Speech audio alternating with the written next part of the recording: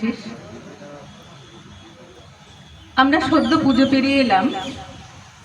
পুজো মানেই তো মায়ের আগমন, আর মায়ের আগমনকে ঘিরে আমরা উৎসবে মেতে উঠি, আনন্দে হুল্লোড়ে।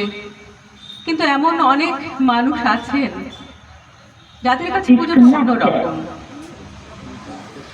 সেই রকমই একটা পুজোর গল্প আমি শোনাই। কবি চন্দননাথের লেখা খোঁজ। দুটি চোখে তার গভীর করুণা আঁকা।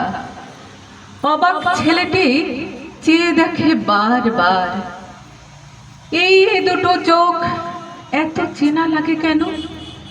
এমনই দু চোখ ছিল যেন আরো কার। ছেলেটি পাশের দোকানেই কাজ করে, চায়ের দোকানে দিন ভর শুধু কাজ। কোথা থেকে তাকে রামদা যে এনেছিল, কবে এনেছিল, সেসব ভুলেছে আজ। ঘর ছিল তারও, বাবা মা, মিষ্টি বোন, এসব কথার মানেই বোঝে না ছেলে। পাথরের মতো দু চোখে আকাশ দেখে, কাজের মাঝেও এতটুকু ছুটি পেলে। আকাশে এখন শরতের আলো মেঘ, দোকানের পাশে শিউলি সেজেছে ফুলে। রাস্তায় নেই পড়ুয়ার আনাগোনা, তার মানে ছুটি পড়ে গেছে স্কুলে। পথের ছেলের ছুটি বলে কিছু নেই, পুজোতে বরং বেড়ে যাবে আরো কাজ। রামুদা চেঁচাবে, এটা কর ওটা কর, গ্লাসগুলো ধুয়ে বাসন কখানা মাছ।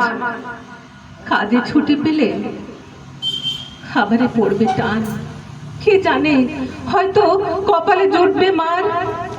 মুখ বুজে ছেলে কাজ করে যাবে, তাই বলবে না আমি পারছি না দাদা আর।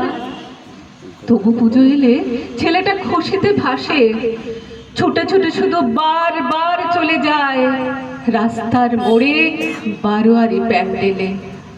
অবাক হয়ে সে প্রতিমার মুখ দেখে, কি আলো জড়ানো তার অপরূপ চোখে। ধুলো ঢাকা স্মৃতি হাতড়িয়ে চলে ছেলে, এমনই চোখে তো কে যেন দেখতো ওকে। এমনই দু চোখ কার ছিল, কার যেন? এত স্নেহ ভরে কে কাছে টানতো তাকে।